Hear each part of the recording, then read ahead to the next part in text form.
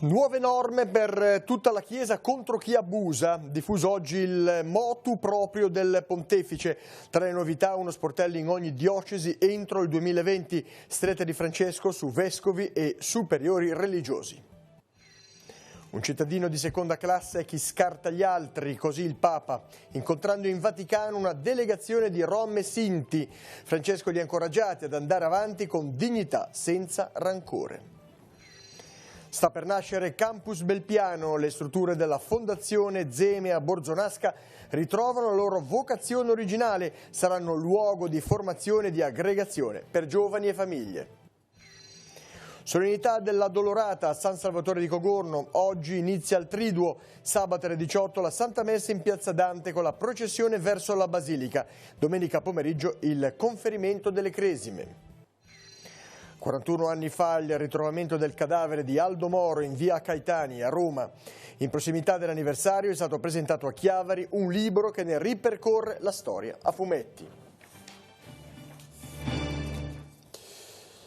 Buonasera a tutti gentili telespettatori, benvenuti nei nostri studi. Sono state diffuse oggi nuove norme per tutta la Chiesa contro chi abusa o copre questi crimini. Francesco ha pubblicato un nuovo motu proprio che contiene procedure per segnalare molestie e violenze e assicurare che vescovi e superiori religiosi rendano conto del loro operato. Previsti obblighi per tutte le diocesi del mondo. I dettagli nel servizio che segue, lo vediamo insieme.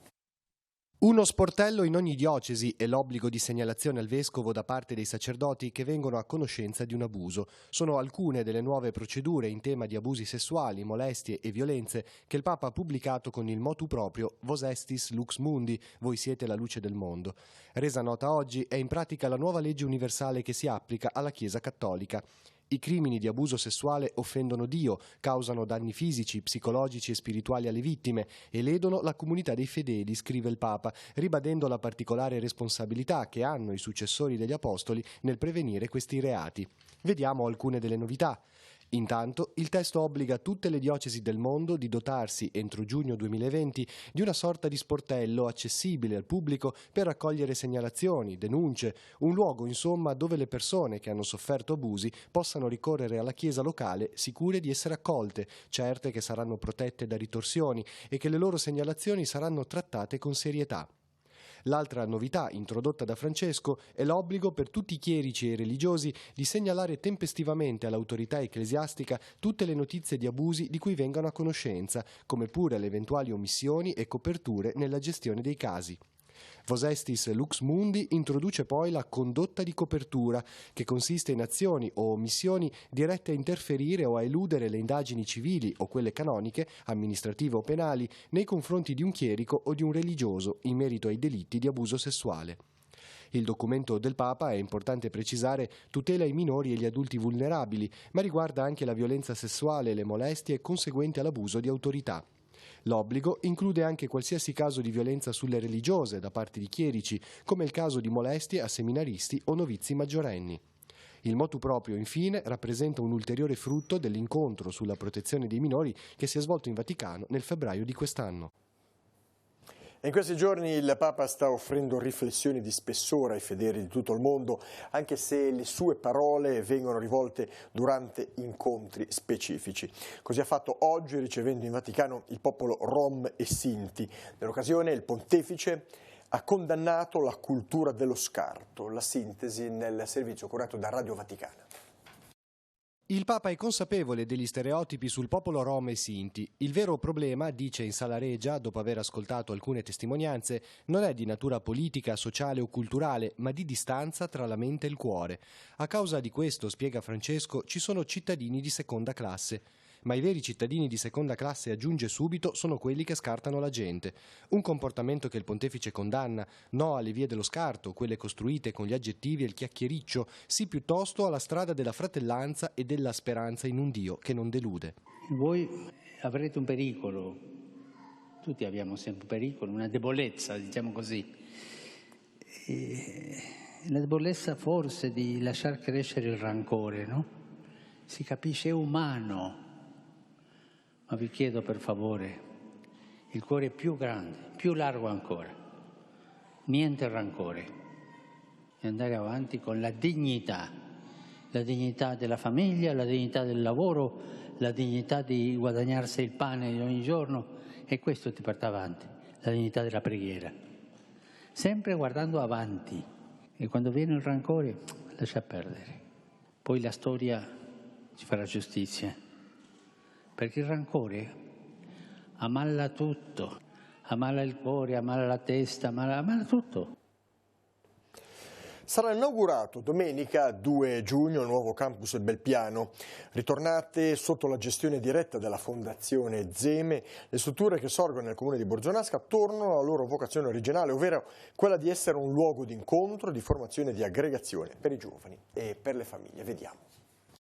Sarà un'estate che vedrà il ritorno dei campi scuola delle parrocchie della diocesi, ma anche l'apertura per le famiglie e tutte quelle realtà associative che vogliano vivere il tempo di vacanza a stretto contatto con la natura, in un contesto accogliente, curato e raccolto. Sta per ripartire l'attività del centro di Belpiano. A Borzonasca non si chiamerà più Oasi, ma Campus.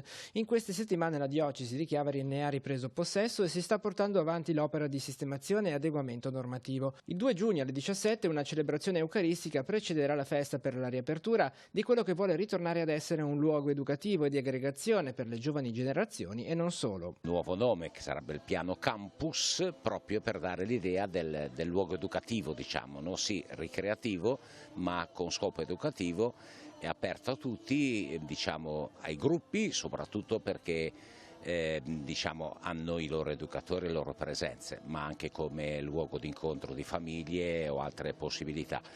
Purtroppo non c'è più il percorso sugli alberi perché non è più possibile, diciamo, metterlo in sicurezza, anche le piante purtroppo sono state maltrattate in questo tempo e quindi è chiuso e verrà smantellato completamente, però il posto è bello, c'è la disponibilità dei campi da gioco, c'è disponibilità anche la domenica per le famiglie di venire, di farsi il barbecue o quelle cose lì, e soprattutto penso in agosto abbiamo possibilità di ospitare. A breve verrà messo in linea il nuovo sito internet con tutti i riferimenti e i contatti. A gestire la fase di passaggio l'economo della diocesi di Chiavari, prete Rinaldo Rocca, a cui occorre rivolgersi in questi giorni se interessati a prenotare. Ad oggi restano libere solo alcune settimane di agosto. A me interessa molto aver recuperato all'uso iniziale dei fondatori Carlo e Salute Zeme, che hanno messo un po' il capitale iniziale con cui si è lavorato molto lì, ai due fratelli Sbarbaro, Luigi e Monsignor Eugenio,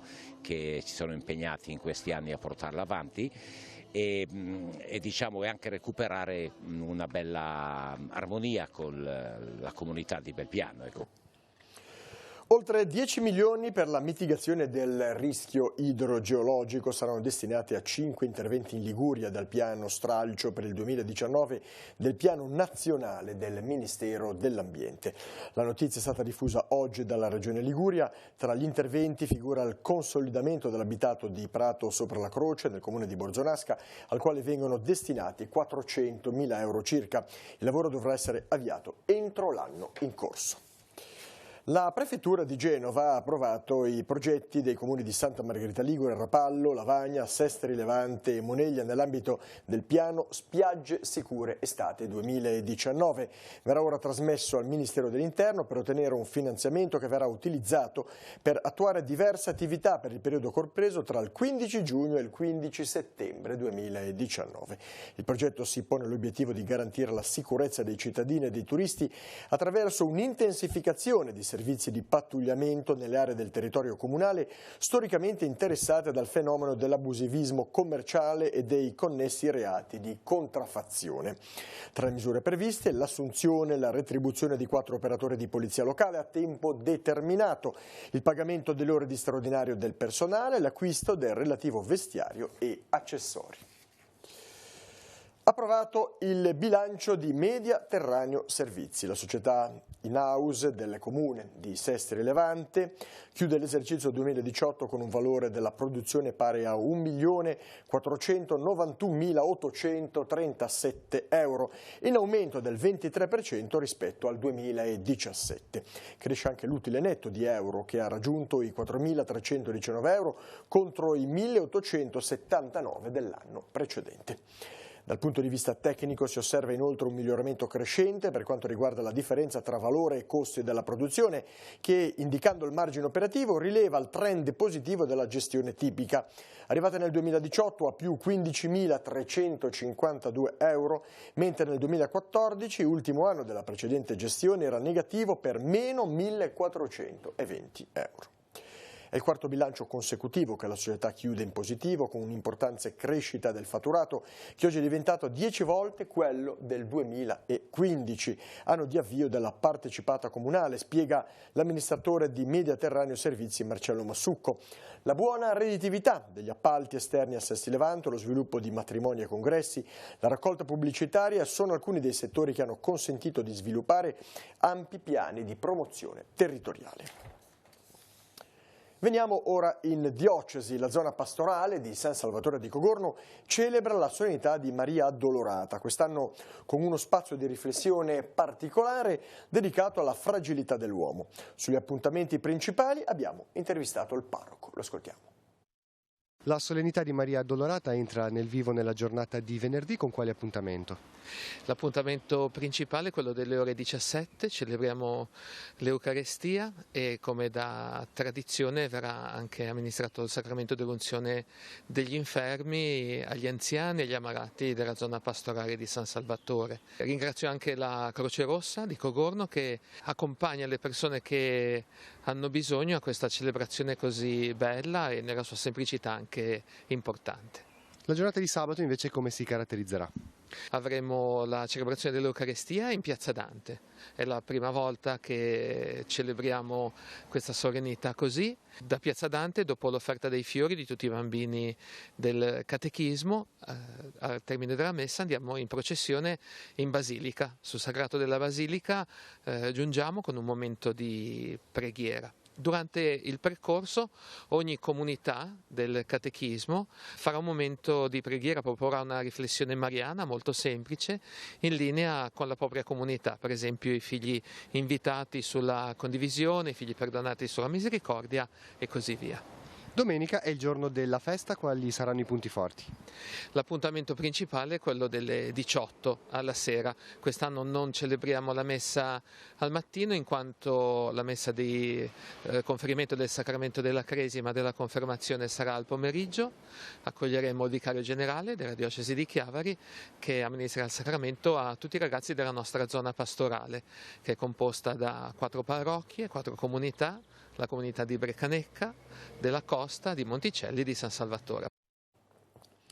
Io vi ricordo che il Triduo inizia oggi pomeriggio, alle 18 c'è stata la Santa Messa in Basilica, alle 21 ci sarà la recita del Rosario sulla piazzetta dell'Oratorio di San Martino.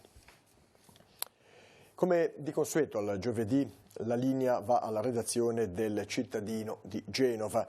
Laura Ferrero ci parla della presentazione del volume sul cardinale Giovanni Canestri e presenta alcuni appuntamenti per quanto riguarda i prossimi giorni nell'arcidiocesi genovese. Linea a Genova. Un saluto da Genova. Grande partecipazione ieri alla presentazione del volume sul cardinale Giovanni Canestri, fortemente voluto dai familiari del pastore che ha guidato la diocesi di Genova dal 1987 al 1995. Ha portato la sua testimonianza Monsignor Guido Marini, sacerdote genovese, maestro delle celebrazioni liturgiche di Papa Francesco, che del cardinale Canestri fu segretario particolare. Ha raccontato il pastore Canestri il ruolo fondamentale che ha avuto nella sua formazione di sacerdote, ripercorrendo i 7 anni e mezzo durante i quali ha vissuto insieme a lui. Il cardinale Canestri ha continuato ad accompagnarlo anche una volta lasciata la diocesi di Genova per trasferirsi a Roma, dove è morto nel 2015. È intervenuto anche il cardinale Bagnasco, che ha portato la sua testimonianza anche nel libro e ha ricordato alcuni aneddoti relativi al suo rapporto con il cardinale Canestri, augurandosi che i sacerdoti della diocesi raccolgano il suo insegnamento di condivisione e di sacrificio nel camminare insieme. La presentazione è stata moderata da Monsignor Silvio Grilli, direttore del Cittadino. La registrazione dell'incontro è disponibile integralmente sul sito del settimanale www.ilcittadino.ge.it. Mercoledì 15 maggio alle ore 18:30 nella chiesa dell'Albergo dei Poveri in piazza Brignole il cardinale Bagnasco celebra la Santa Messa per la fine dell'anno accademico. Seguirà anche un piccolo rinfresco, un momento di condivisione. Venerdì 17 maggio alle ore 21 nel Salone Parrocchiale di San Gottardo è in programma il concerto Singing for Africa a favore dell'associazione Mesi Mesi Onlus. I due cori che si esibiranno, Musica dal Mondo e Coro et Laboro, diretti da Fabio Francia, proporranno canti provenienti da varie parti del mondo e arrangiamenti di alcuni successi dei Beatles e dei Queen. Il ricavato sarà interamente devoluto al progetto di Mesi Mesi a sostegno dell'ospedale nella Repubblica Democratica del Congo, dove operano le suore francescane di Genova. Da Genova è tutto, restituisco la linea a Chiavari. Grazie, torniamo in studio a Chiavari. L'associazione Verità per Giulio Regeni, il Tigullio non dimentica, in collaborazione con il liceo Luzzati di Chiavari, ha promosso un incontro con gli autori del libro a fumetti dal titolo Il caso Moro, attacco al cuore dello Stato. La vicenda del rapimento e dell'uccisione del presidente della Democrazia Cristiana è stata ricostruita da due giovani, Luca Bagnasco e Tommaso Arzeno. La presentazione alla vigilia del 41esimo anniversario dell'efferato fatto di cronaca che scosse l'intero paese. Sentiamo. Le comunità della famiglia che troveranno il corpo dell'onorevole Aldo Moro in via Caetani. È il 9 maggio 1978, dopo 55 giorni di prigionia, il corpo privo di vita del presidente della Democrazia Cristiana Aldo Moro viene fatto trovare nel bagagliaio di una Renault 4 rossa in via Gaetani a Roma. Nello stesso giorno a Cinisi il ritrovamento del cadavere di Peppino Impastato, vittima della mafia. Fatti di sangue che scuotono un intero paese che reagisce scendendo in piazza. Il Papa Paolo VI esprime il suo dolore e la sua preghiera. Ci siamo riuniti nella nostra cattedrale di Roma per pregare, per testimoniare in un mondo di odio e di sangue che l'amore di Dio vince ogni cosa. A distanza di 41 anni la ricostruzione di questi efferati fatti di cronaca resta avvolta da coni d'ombra, eventualità questa che li accomuna a delitti avvenuti in tempi più recenti. Anche per questo l'associazione Verità per Giulio Regeni, in collaborazione col liceo Luzzati di Chiavari, ha promosso la presentazione del libro Il caso Moro, attacco al cuore dello Stato, realizzato da due giovani che non hanno vissuto direttamente quegli anni, ma che si sono documentati per ricostruire una storia a fumetti. Non solo dei materiali storici e delle dichiarazioni di chi era in quel momento, sia Brigatisti e Moro, ma anche della parte grafica, di ricostruire sia l'ambiente che il tema e le sensazioni del 78, che noi non avevamo vissuto e chi legge magari ricorda anche in una diversa maniera. Ci sono stati d'aiuto i film, noi abbiamo preso per esempio molti riferimenti dal film di Marco Bellocchio, Buongiorno Notte. Nel volume la memoria diventa racconto e scandisce un pezzo di storia di un intero paese. Il caso Moro è stata una storia drammatica ma affascinante e importante per la storia del paese, per la storia politica italiana, e che ci ha toccato leggendola, che volevamo cercare di raccontare, raccontando anche quello che noi abbiamo sentito dai ricordi dei nostri genitori, da quello che si è letto e da quello che abbiamo vissuto approfondendolo anche. L'ambasciatore della Mongolia visiterà Sesti Levante sabato 11 maggio a partire dalle ore 11. Dapprima sarà accolto in comune, dopodiché visiterà la Galleria Rizzi, la cooperativa Olivicoltori Sestresi e la cantina di Bissonne a Trigoso. L'ambasciatore è stato invitato dall'Associazione Culturale Uleudo, desiderio del sodalizio è che si possano allacciare nuovi legami commerciali e non solo con la Mongolia, paese in forte sviluppo. Incontro oggi a Chiavari tra il sindaco e i vertici dell'Ailex, l'ex Lames di San Pier di Canne, il vicepresidente Paolo Pagliardi e il responsabile delle risorse umane Edoardo Patrone. Sul tavolo la messa in sicurezza del torrente Rupinaro. Nella proprietà privata di Ailex infatti saranno effettuati dei sondaggi necessari per i rilievi topografici e le indagini geognostiche funzionali alle scelte progettuali del futuro. Nell'occasione si è parlato anche degli aspetti lavorativi dell'azienda. Pagliardi e Patrone hanno spiegato che è in corso una strategia per aumentare la produzione ciclica in base ai vari modelli delle case automobilistiche. Attualmente tra i clienti risultano nomi importanti come Ferrari, Fiat ed Opel. E ora spazio all'economia. Oggi vediamo alcuni aspetti relativi alla detrazione delle spese sanitarie e alla cessione dei crediti a terzi. La scheda della settimana, può partire la sigla.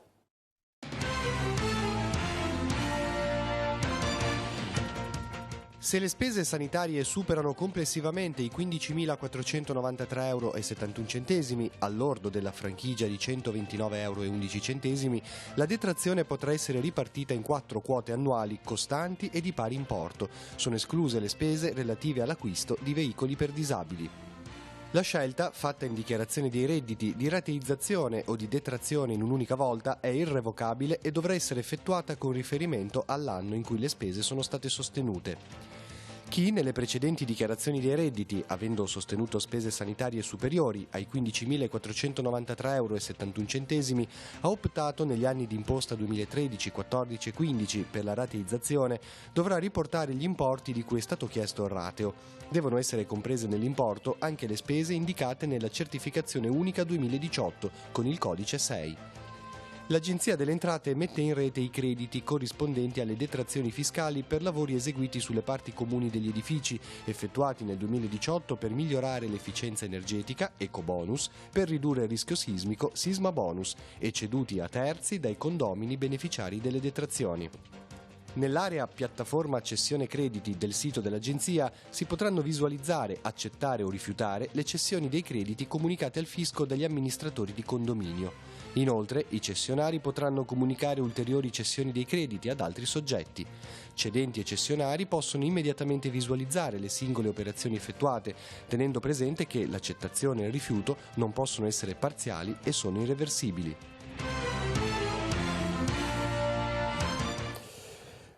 Vi ricordo che all'Ente Forma di Chiavari sono aperte le iscrizioni al corso per conseguire il patentino F-Gas, rivolto a imprese tecnici che svolgono attività di installazione, manutenzione e riparazione di apparecchiature fisse, di refrigerazione, pompe di calore e condizionamento d'aria contenenti alcuni gas fluorurati a effetto serra.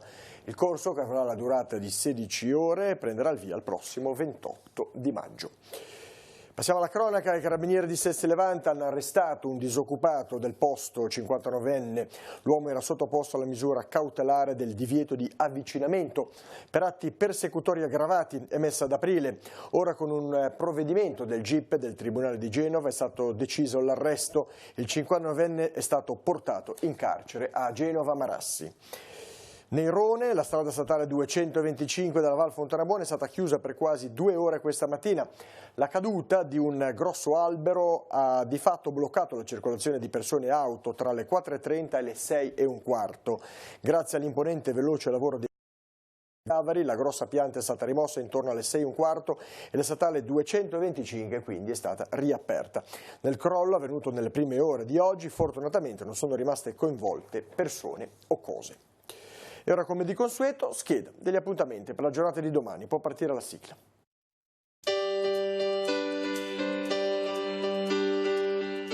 Appuntamenti in agenda per venerdì 10 maggio. Nell'area del porto di Chiavari va in scena la 14ª edizione di Gente di Mare, rivolta alle classi quarta delle scuole del comprensorio del Tigullio. Attività al via a partire dalle 8:45 per un'iniziativa promossa dalla Lega Navale di Chiavari e Lavagna. Alle 16 nella sala punto d'incontro Coop di Chiavari, Mizio Ferraris parlerà di frutta esotica. Nel corso dell'incontro cosa sono e da dove vengono. Nuova lezione dell'Accademia Culturale di Rapallo. Alle 16 nei locali di Villa Queirolo Paolo Modenesi affronterà il tema piante enteogene.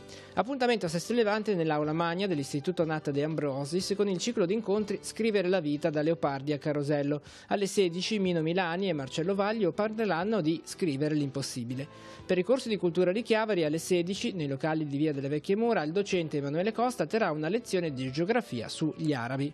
Alle 16:30 al Caffè de Fila di Chiavari l'avvocato Silvio Boccalatte affronterà il tema dell'amministrazione di condominio, requisiti requisiti per la nomina e attribuzione. A seguire alle 17:45 l'avvocato Daniele Rovelli e il tributarista Venanzio Mantero parleranno su le locazioni, contratti a uso abitativo, a uso transitorio, turistico e commerciale.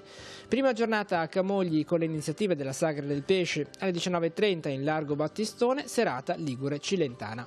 Il Cineforum delle parrocchie della Val Fontana Buona propone il film Into the Wild di Sean Penn, ritrovo nel salone parrocchiale di Cicagna alle 20:45.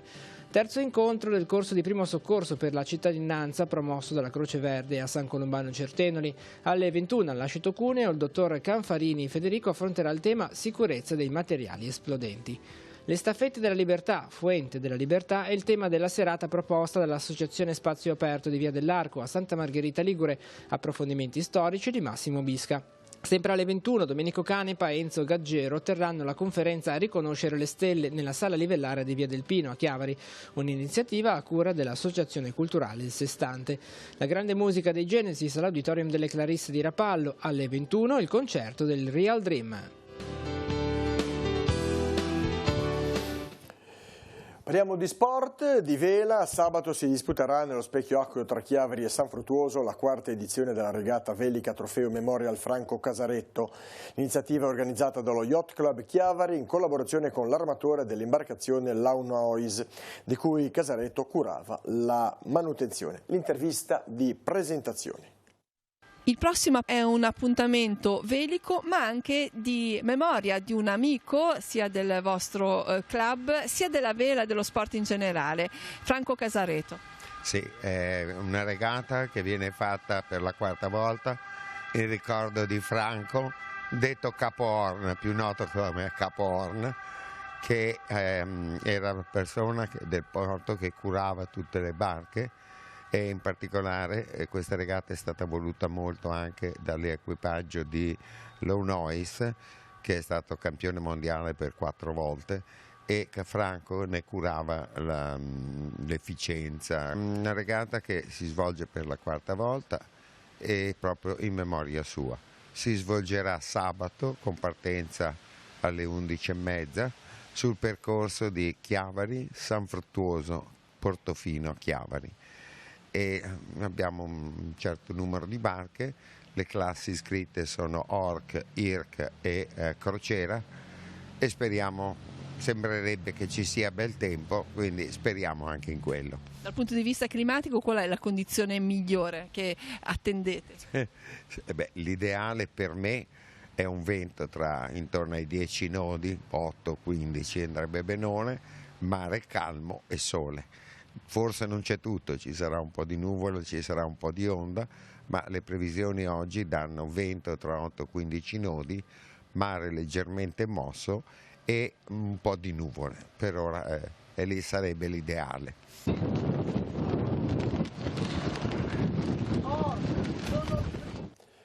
E passiamo invece ora al calcio. Il Sestri Levante incita i tifosi ad andare allo stadio domenica prossima in occasione della gara dei play-out per la Serie D. L'incontro si disputerà allo stadio Sivori di Sestri Levante con inizio alle ore 16. In campo i corsari che affronteranno l'Arconatese. Per l'occasione il biglietto avrà il prezzo simbolico di €1. La società rossoblù nell'arco del centenario chiama raccolta l'intera città e tutti i sestrini per sostenere la squadra nello spareggio che vale la permanenza in Serie D, quindi nel massimo campionato dilettantistico. Bene, questa era l'ultima notizia. Il prossimo appuntamento con l'informazione è rinnovato a domani alle 12:45 con Tiguglio Oggi. Io mi fermo qui, vi ringrazio per la vostra cortese attenzione, vi auguro una buona serata, arrivederci.